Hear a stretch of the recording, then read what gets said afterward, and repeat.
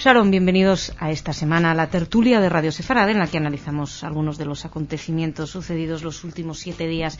En esta ocasión querríamos analizar la decisión de la Organización para la Cooperación y la Seguridad en Europa, la OSCE, de equiparar los crímenes estalinistas y nazis, de poner en la misma balanza los unos y los otros, una propuesta de Lituania y de Eslovenia que decían que no podía hablarse de liberación de los nazis cuando entró después el régimen estalinista. Evidentemente, esta decisión de la OSCE ha provocado la ira de Rusia, que considera que es una manera de falsear la historia, un ultraje, dijo, para toda la delegación rusa, que consideró inadmisible poner el signo de igualdad entre nazismo y estalinismo. Bien, pues en Radio Sefarad queremos reflexionar respecto a esto, y para ello hemos invitado hoy a Roberto Blatt, filósofo. Roberto, bienvenido. Hola, muchas gracias. Y Alejandro Baer, sociólogo. Hola, Masha. Alex. Muchas gracias. Bueno, es curioso porque yo hablaba con Roberto por teléfono el otro día para decirle, oye, queremos hablar de nazismo y estalinismo, es que esta tertulia estaba preparada para la semana pasada. Y digo, porque vamos a hablar de nazismo y estalinismo. Y me dice, no. Dice, yo no puedo ir esta semana, pero yo quiero hablar de este tema. Porque parece que realmente hay una cuestión ética de fondo bastante importante que subyace si se puede equiparar simplemente por ser regímenes totalitarios y asesinos. También hay que recordar que el estalinismo mató a más gente que el nazismo.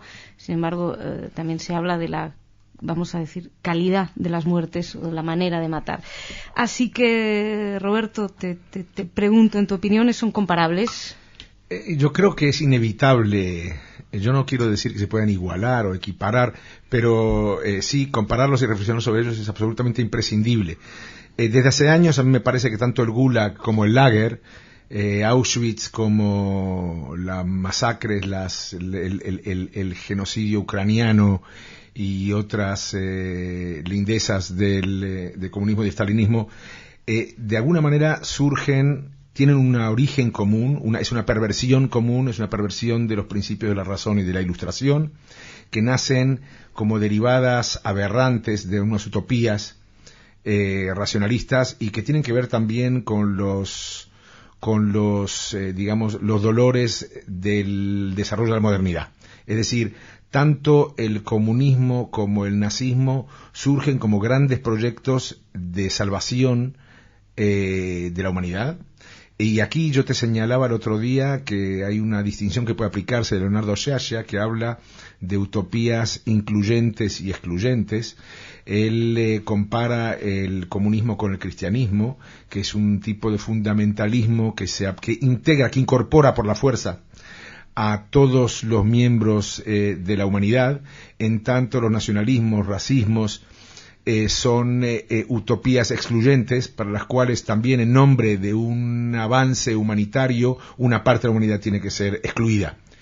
En ambos casos se trata de proyectos de proyectos de superación humana, proyectos de redención no religiosa, que tienen una misma raíz común en las esperanzas planteadas por la Ilustración. Uh-huh. Alex, en tu opinión,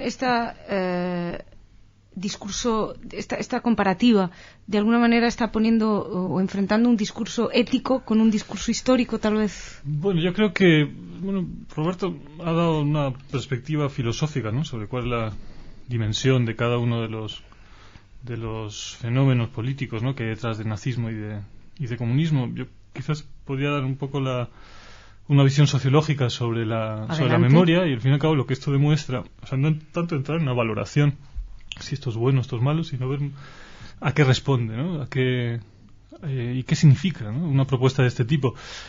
La memoria, en general, obviamente estamos hablando de un espacio de negociación, un espacio de conflicto, y lo que vemos es que lo que es sintomático de esta propuesta es que el Holocausto, evidentemente, no es percibido de manera igual en diferentes países de Europa. Quizás luego podemos hablar sobre España, porque también tenemos un problema. Si hablar de singularidad o de comparabilidad, si es comparable, o si hablamos del Holocausto, de crímenes del nazismo en general. Pero en este caso, lo que es un síntoma es que claramente los países del Este no ven el nazismo con la gravedad con la que ven el estalinismo, porque para ellos fue la ocupación y la represión soviética la que recuerdan primero de manera más inmediata, Y con lo cual aparece el problema de la relativización de lo anterior. ¿Y qué ocurre el 23 de agosto? O sea, si ponemos... Comparar, de luego, que es una necesidad, ¿no? O sea, con la comparación es obligada. El problema no es tanto la comparación, sino lo decía Roberto, ¿no? La igualación o la equiparación. Y si hay comparación, el problema no es tanto comparación en sí, sino la intención que está detrás de la comparación.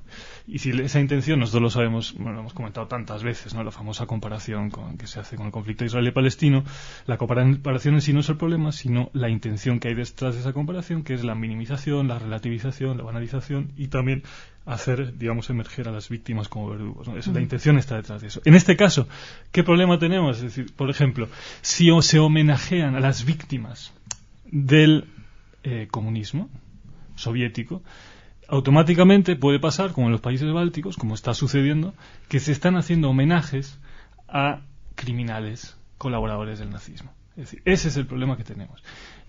Hay que ver el contexto. Es decir, el stalinismo en esos países, o digamos la ocupación soviética, si no vemos el contexto de la guerra, pues cometemos un error histórico. Muchos de esos crímenes se cometieron en el contexto de la inmediata posguerra. Es decir, se ejecutaron a colaboradores del nazismo. No necesariamente esos colaboradores ahora pueden ser homenajeados como luchadores contra la ocupación soviética. Entonces, ese es el problema que hay que analizar.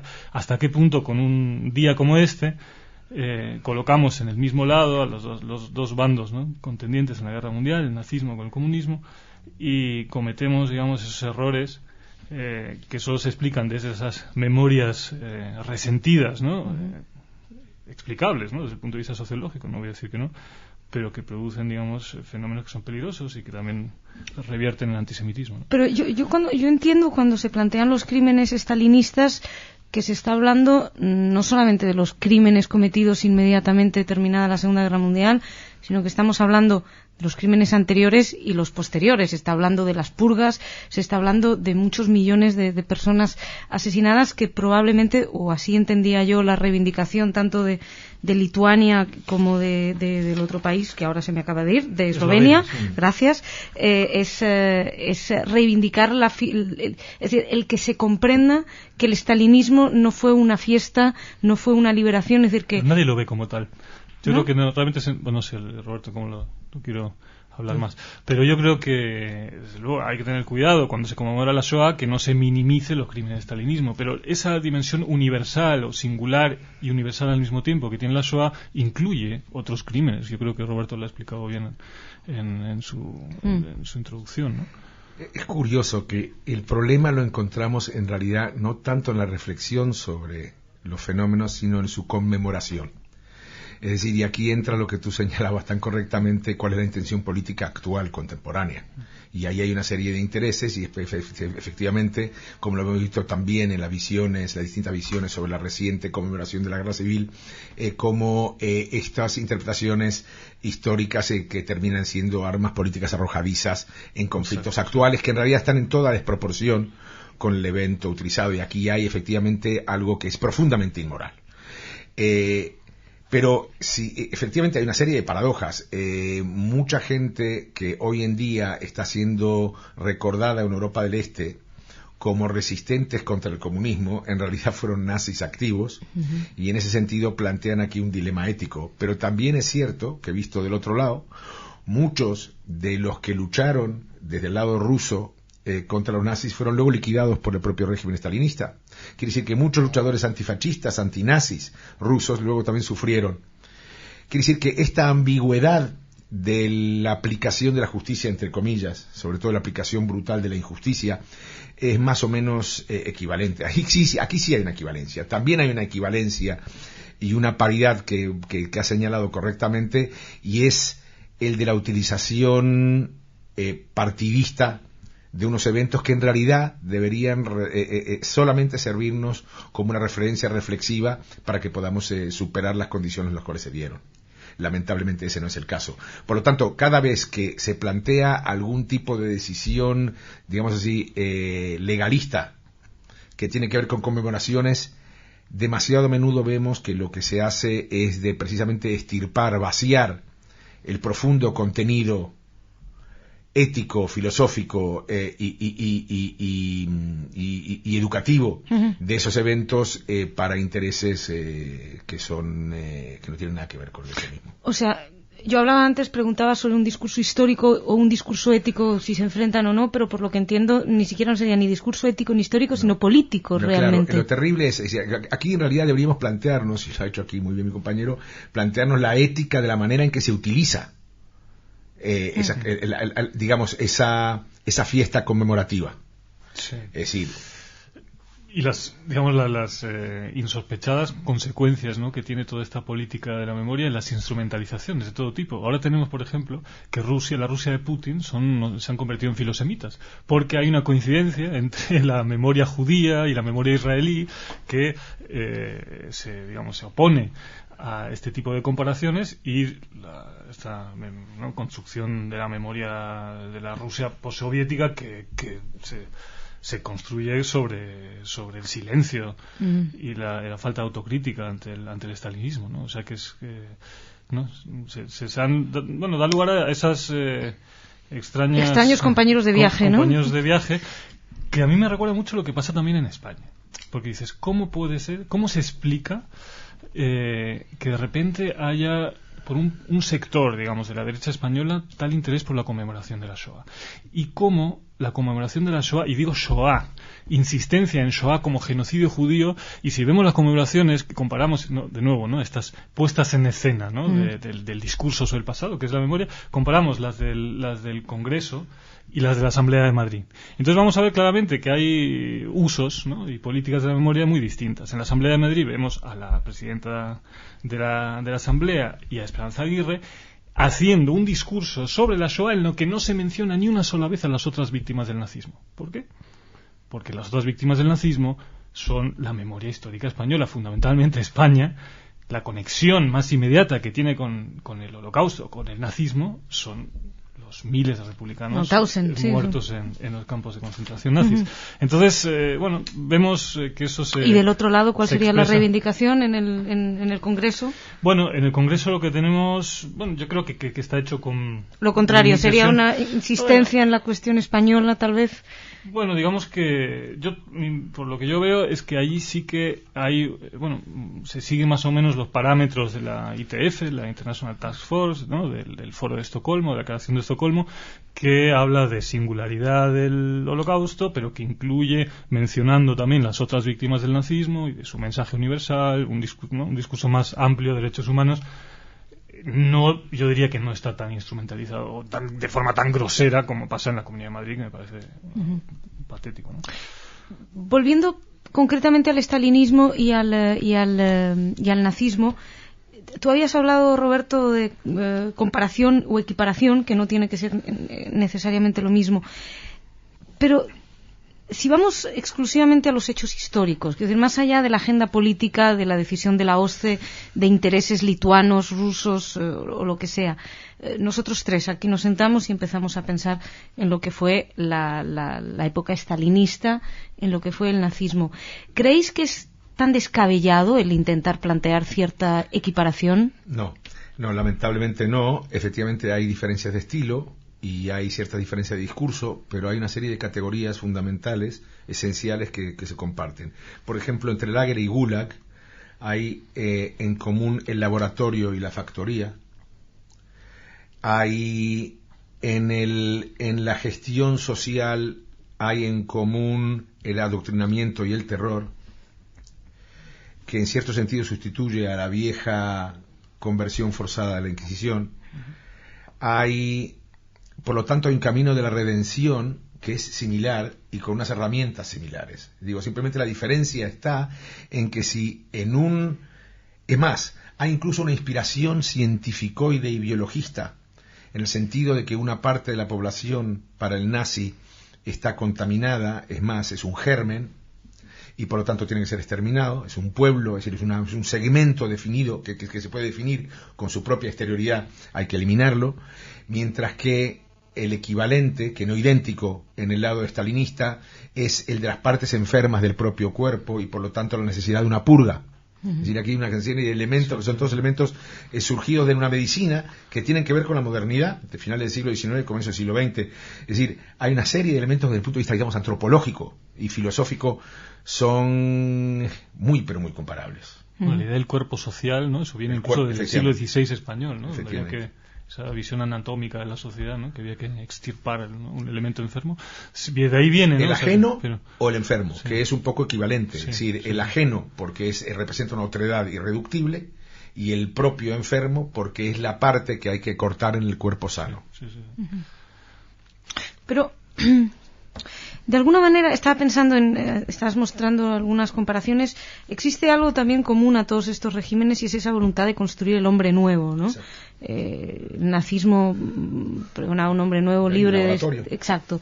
Pero ese concepto de hombre nuevo que existía también en la Revolución Francesa, Ilustración, por eso es que en realidad estamos hablando de los monstruos aberrantes y perversos de una Ilustración que por supuesto tenía otros objetivos.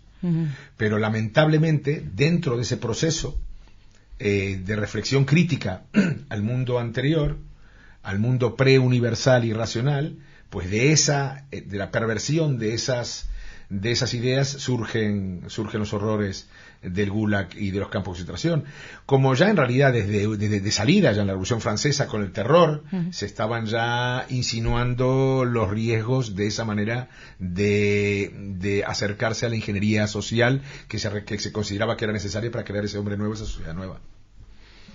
De alguna manera serían ambos regímenes en esta lectura una especie de los monstruos de la razón, ¿no? De los que son los edenes, los paraísos laicos terrenales. Es decir, de alguna manera, de forma brutal, esa idea mesiánica inalcanzable de la tradición bíblica son trasladados de forma brutal a una idea forzada, factible de ser producida, creada, tanto de punto de vista social como de punto de vista individual, y en última instancia esa aparentemente inocente vocación de perfección y de redención es la que lleva a un voluntarismo destructivo y terrible.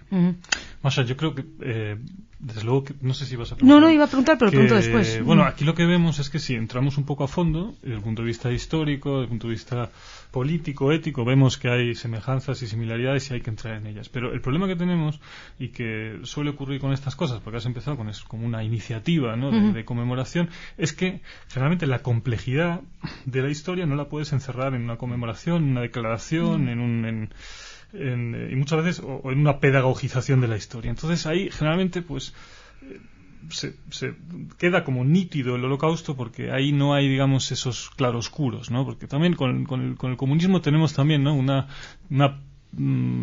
origen, digamos, noble, que se puede decir, pero una absoluta perversión de sus consecuencias. Entonces, con el comunismo es más complejo, pero la complejidad, yo creo que también con este tipo de iniciativas está cuando con propuestas de equiparación como esta, que las propias víctimas del nazismo también son verdugos, en el caso, o pueden ser verdugos. Y eso también, de nuevo, es un tema que no es familiar en España, y que de hecho es un constante motivo de esta reflexión y del debate.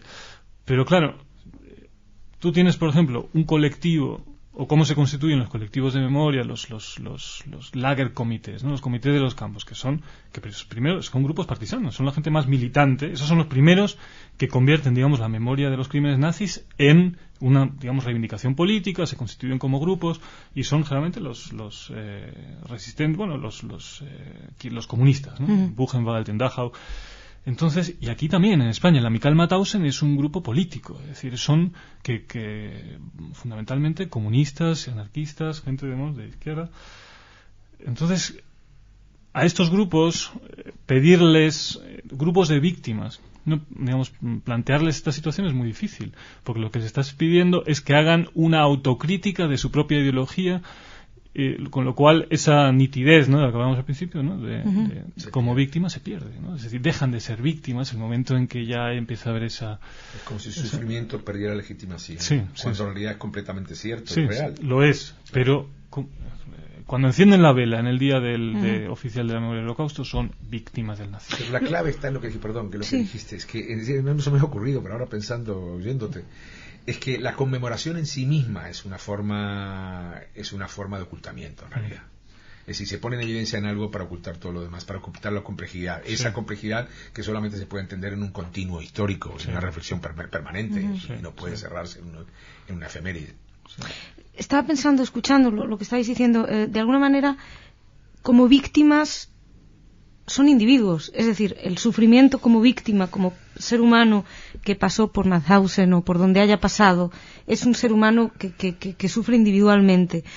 Pero probablemente lo que se les esté reprochando, lo que se esté pidiendo como autocrítica, tenga más que ver con una memoria común y colectiva. Es decir, se está pidiendo una autocrítica, entiendo, a un colectivo, al colectivo comunista, vamos a ponerlo de esta manera, que de alguna manera sí que da la impresión de que se ha pasado de rositas un poquito debido a que estaba esa maquinaria nazi tan mala que, en tus propias palabras, tú decías, hay una complejidad en el comunismo que yo creo que no tiene el nazismo, ¿no? El nazismo es evidente, es una máquina de matar, aunque bueno, todavía ahora se escuchan discursos de personas que dicen, bueno, pero hay que entender que estaba el comunismo del otro lado, etcétera. Sí, pero son marginales esos discursos. Sí, pero esa complejidad que tiene el comunismo, de alguna manera, tal vez tenga también que ver con la propia ideología comunista de anular al individuo y de colectivizarlo. No, creo que lo está señalando bien. Es decir, la distinción que se puede hacer, podemos hacer una distinción muy clara. Y es que en el nazismo es todo extremo. Es decir, no hay absolutamente nada no ambiguo es decir, el nazismo parte ya como axioma de un acto profundamente antihumano. Mientras que en la gran religión eclesiástica y en el comunismo, donde nosotros percibimos unas características similares, es una forma de fundamentalismo, que es en ciertas épocas en la cual, por ejemplo, la Iglesia, por razones políticas o por inseguridades o por lo que fuera, se deja llevar por unos excesos que luego es capaz también de criticar, y lo mismo como una vocación universalista y humanista termina encerrada en una serie de contradicciones y desarrolla, digamos, un tumor que se asemeja mucho al nazismo. Pero efectivamente, dentro del discurso eclesiástico y dentro del discurso comunista, el horror que se generó en el régimen soviético en ciertos momentos de la historia en torno a la Iglesia no es necesario, no es algo que necesariamente está imbuido en el proyecto esencial. Digamos que en realidad lo que hay de comparativo entre nazismo y comunismo es más que entre nazismo y comunismo, es entre nazismo y estalinismo, por ejemplo. El nazismo y el estalinismo es algo que perfectamente... Yo creo que estamos hablando de estalinismo más que de efectivamente, comunismo. Porque, no, pero es importante, porque al fin y al cabo el estalinismo sí que surge donde surge, pero digamos que hay un margen mayor, digamos, hay un repertorio mayor dentro del espacio así llamado comunista que no existe dentro del espacio. Sí podríamos decir, como lo han dicho, como lo dicen algunos historiadores, que el nazismo en realidad es un caso particular fundamentalista de una cierta doctrina modernista burguesa y nacionalista que termina en ese tipo de paroxismo. Lo mismo podemos decir sobre el estalinismo. Si lo planteamos de esa manera, entonces esos paroxismos de ambos espacios ideológicos no solo que son comparables, son familiares. Sí, surge necesariamente de un mismo cuerpo. Bueno, y hay que recordar que se llevaban muy bien al principio. Y efectivamente, y hay una serie de encuentros, de encuentros puntuales, y el desencuentro es también porque en última instancia tienen el mismo objetivo. Y ambos quieren ocupar un mismo espacio. Sí, afortunadamente a Hitler se le ocurrió atacar a Stalin, porque si no, probablemente otro gallo hubiera cantado, ¿no? Pero es curioso, porque yo planteaba, cuando pensaba en la tertulia, de voy a plantear, van a decir sí o no, es comparable. Pero es verdad que es un grado de complejidad por la cantidad de discursos que se sobreponen los unos a los otros, ¿no? Y de alguna manera, a veces también cuando hablamos de conmemoración de la Shoah, también hay muchos discursos, ¿no? A veces hablamos, pero es una memoria colectiva, es una memoria solo de los judíos, debe ser de todos, debe ser solo nuestra, etcétera. Y da la impresión de que dentro de todos estos discursos terminamos olvidando a esas víctimas, porque al fin y al cabo, la verdad es que no sé cuántos millones de asesinados en el estalinismo. Según los últimos informes, son 4 millones por acción directa del régimen y 6 millones por las hambrunas y y otras ¿Incluye acciones. esto el Holodomor, la hambruna? Sí, incluye genocidio ucraniano. Que bueno, que también está en debate si es genocidio o no es genocidio. Pero bueno, sí. La verdad, está la gran bastante demostrado ucraniana. que había un proyecto, digamos, genocidio en el sentido, yo llamo simplemente genocidio algo que más o menos realizado, tiene como objetivo la liquidación de un grupo entero que se define por algún tipo de característica exterior. Pero, yendo a otra vez a los casos individuales, la persona, el hijo, el nieto de aquella gente que sufrió el estalinismo en carne propia y que, bueno, que han sobrevivido, deben estar contentos con este tipo de decisiones. Yo recuerdo una experiencia en Varsovia. Me llamó mucho la atención, fui a Varsovia y el director del Instituto Cervantes, un hombre absolutamente encantador, me lleva por Varsovia, me muestra. Entonces, en una esquinita veo unas flores y digo, ¿y esto? Me dice, no, esto es que aquí cuando llegaron los nazis masacraron unos niños, no sé qué, entonces la gente todavía hoy pone recuerdo, unas flores. Seguimos caminando y me enseña otro sitio, digo, ¿y esto? Dice, no, aquí es que cuando vinieron los nazis masacraron a todos los campesinos de no sé qué. Dije, vaya, qué horror, toda la gente recuerda. Seguimos caminando, veo otras flores sobre un puente, digo, aquí los nazis, ¿qué hicieron? No, aquí fue cuando llegaron los comunistas, masacraron a todas las mujeres que habían ido a no sé dónde. Entonces, realmente uno se da cuenta en ese sentido la complejidad de una historia y a veces, os pregunto, tenemos como una necesidad en estos digamos, estos combates entre unos y otros de tomar un partido como si hubiera un bueno y un malo, pero puede ser entre dos malos también.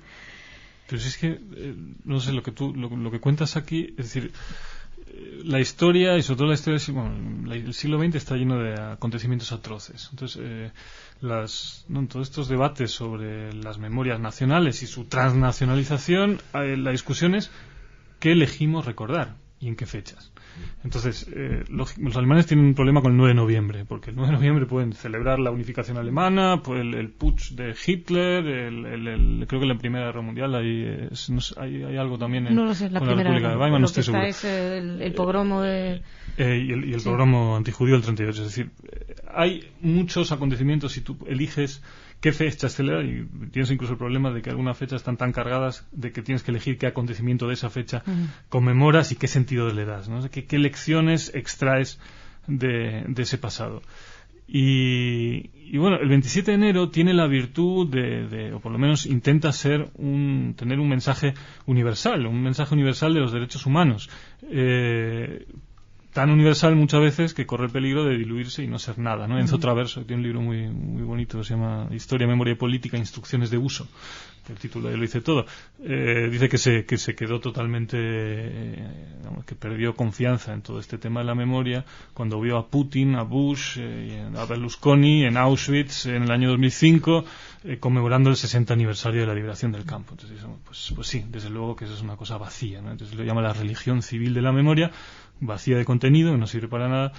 Pero bueno, hay otras formas, ¿no?, de entender la memoria, ¿no? Una memoria más de interpelación, de crítica y de autocrítica sobre todo, ¿no? Entonces yo creo que los rusos no son muy partidarios de esa segunda visión. Para ellos, ¿no?, quieren seguir conmemorando el 8 de mayo como la victoria, o sea, la gran guerra patria, y creo que los alemanes ahí tienen o han sabido, ¿no?, verlo de otra manera, ¿no? Para ellos la singularidad del Holocausto justamente y la no comparación o igualación con los crímenes soviéticos, como sea finalmente se establece con la victoria, podemos decir, de Habermas, ¿no?, en la disputa entre historiadores en los 80, pues lo que dicen es que no, esta memoria tiene que servir para pensarnos a nosotros mismos y para hacer una autocrítica sobre nuestro propio pasado, ¿no? Entonces, en ese sentido, para eso debe de servir. Y lo que yo veo aquí un poquito con esta iniciativa lituana y eslovena es que va más en el primer sentido. Entonces, desde ese punto de vista lo veo mal. Una pregunta, si en vez de elegir una fecha para ambos crímenes, equiparándolos, imaginad que hubieran dicho, bueno, el 23 de agosto los crímenes del nazismo y el 31 de diciembre los del estalinismo. Los estonios tienen días de conmemoración de los crímenes. En ese sentido os parece diferente, ¿no? Yo tengo un problema con las efemérides en general, aunque reconozco que por lo menos permiten de que ciertos eventos no desaparezcan completamente de la conciencia pública. Pero más allá de eso, La verdad es que me temo que en ese sentido sí me acoplo a lo que es toda una tradición judía que junto a, en general, sobre todo en las fiestas más importantes como en Pesaj o en Kippur o en Rosh Hashanah, además de festejar, es decir, como parte del festejo del evento o de la celebración del evento, hay como una exigencia de pensarlo todos los días. Es decir, yo creo que es si la fecha esta si sirve simplemente como, digamos así, como un hilo de memoria, es decir, como cuando nos apuntamos algo para no olvidarnos y para poder recordarlo luego el resto del año, entonces tiene sentido. Y en lo que se refiere a cómo pueden relacionarse a estas conmemoraciones las propias víctimas, que preguntabas tú tanto de un lado como del otro, yo creo que ambas tienen todo el derecho y toda la legitimidad de recordarlas y de recordarse a sí mismos como héroes de la libertad, que es precisamente ese principio que tenemos que rescatar de la Ilustración y que fue violado por estos regímenes. Alex. Coincido con eso, pero añadiría que la verdadera la memoria crítica es la que se ve a sí mismo como asesino, como potencial de asesino. Yo cuando fui al memorial de los judíos asesinados en Berlín, igual lo has visto, Roberto, abajo, la parte de abajo hay una exposición, pero los asesinos están como difuminados. Quieren mostrar la historia de las víctimas, está muy bien, pero claro, la historia de las víctimas se entiende en Yad Vashem, pero en Alemania pienso que lo hacen en otros sitios, no en este memorial, digamos que no hay una identidad, es una especie de ente abstracto que es el asesino, que es el nazi, pero que no está identificado allí. Entonces digo, bueno, ¿qué virtud crítica tiene eso? Hay quien lo entiende, porque la verdad, si tú mismo lo señalabas antes, Alex, que en realidad si algún pueblo europeo está asumiendo de manera más o menos valiente de enfrentarse con son los alemanes. Solo en este ejemplo no. Por lo tanto, en realidad el anonimato o la ausencia o el lado fantasmagórico del asesino puede estar representado por la sociedad entera. Es decir, no vamos a señalar a este o a aquel, a Barbie o a Himmler, porque en realidad de una manera o de otra somos responsables todos. Quisiera pensar que esa es la manera en la que se interpreta. Qué generosidad en tu interpretación. Da la impresión, pero bueno. Oye, para acabar con una nota positiva, ¿sabes lo bueno de esto del 23 de enero? ¿Qué? Es señal, podemos decir, de nuestro éxito. Bueno, en plan ya de broma. Porque estos quieren su Yom HaShoah, es lo que quieren los bálticos. ¿Y eso es un éxito realmente? No, ¿va a haber un montón de shoacitas? No. Digo, es decir, es un poco no es el imitatio Christi, sino el imitatio Judae. Entonces, bueno, hay que verlo así como algo. ¿No? Se puede ver así, algo positivo. Me ocurren frases muy transgresoras que no puedo decir en el micro. Pero os agradezco muchísimo, Roberto, Alex, a los dos. Señoras, señores, muchas gracias por su atención. Seguimos aquí en Radio Sefarad.